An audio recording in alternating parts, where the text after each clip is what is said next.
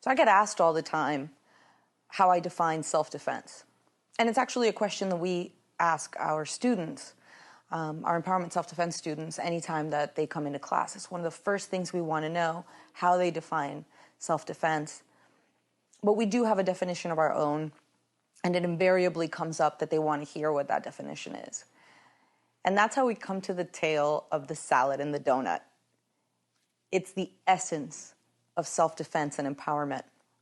So we've all had days that have been so absolutely crummy when absolutely everything has gone wrong, and there's just, you forget to eat your lunch, everything at work goes wrong, everything at home goes wrong, the traffic is terrible, you get home really late, everybody's eaten without you, and you walk to the refrigerator and you open the refrigerator and you're kind of hangry, you've got that Snickers diva thing happening, and the next thing you know, you're standing in front of the refrigerator and you see your salad bowl and you think to yourself, I'm relegated to eating this salad, and out of the corner of your eye, you see that somebody brought home the most delicious, juicy, sugary, perfect, chocolate-covered donuts you have ever seen in your life.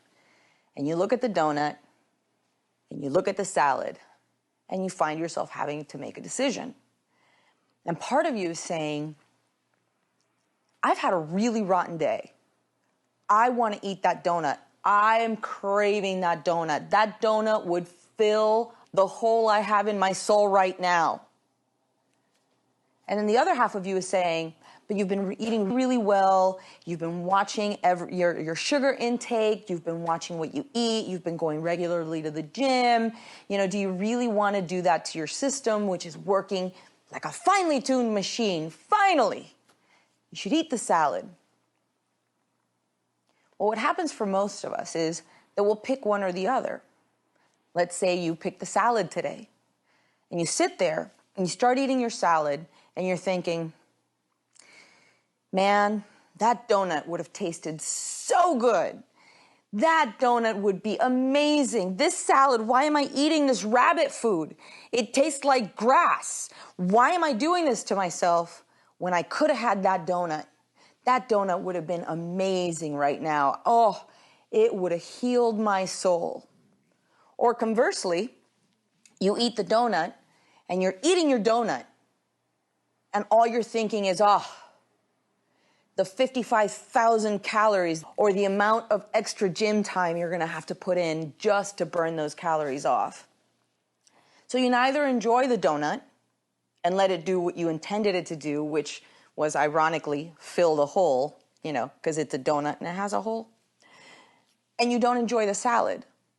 Neither of the two decisions gives you the benefit that you were looking for or the satisfaction that you wanted out of it. Sometimes you might sit there and say, you know what? It's been such a crap day, I'm not having either of them. And you sit there and you think to yourself, I should have had the salad because now I'm going to be hungry in the middle of the night. Or I should have had the donut because that's really what I wanted. It doesn't matter what decision you make. The important part here is, and this is what self-defense is about, is that you're attacking yourself. You're beating yourself up for whatever decision it is that you actually do make. So while your nutritional decisions are important, the really important aspect of the tale of the salad and the donut is that you have to have restorative compassion for yourself. Compassion isn't something that you just dish out to the people around you. It's something that has to start at home. In Spanish, in fact, we have a saying that says, candil de la calle, oscuridad de la casa, which means you lighten up the entire street, but you keep all the darkness at home. That's not restorative.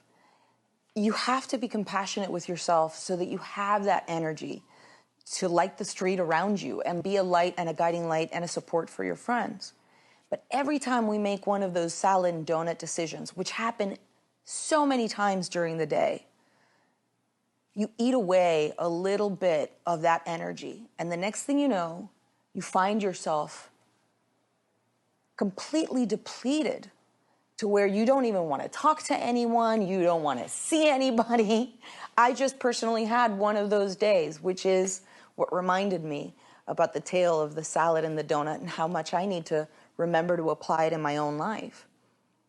I gave so much outside that I had nothing left for myself. So I had to take a 100% cocoon, speak to no one, see no one, hear nothing, do for me so that I could replenish. So this is what's core about self-defense and empowerment self-defense in particular, is that aspect of being compassionate and empathetic with yourself before being compassionate and empathetic with others. If you're not taking care of yourself, if you're not setting your boundaries, if you're not eating the donut and enjoying it to its fullest extent, you're eating that donut like it is, oh my God, a little slice of heaven. Or you're eating that salad and you're thinking, man, I can feel how lean I am and how awesome my body's working.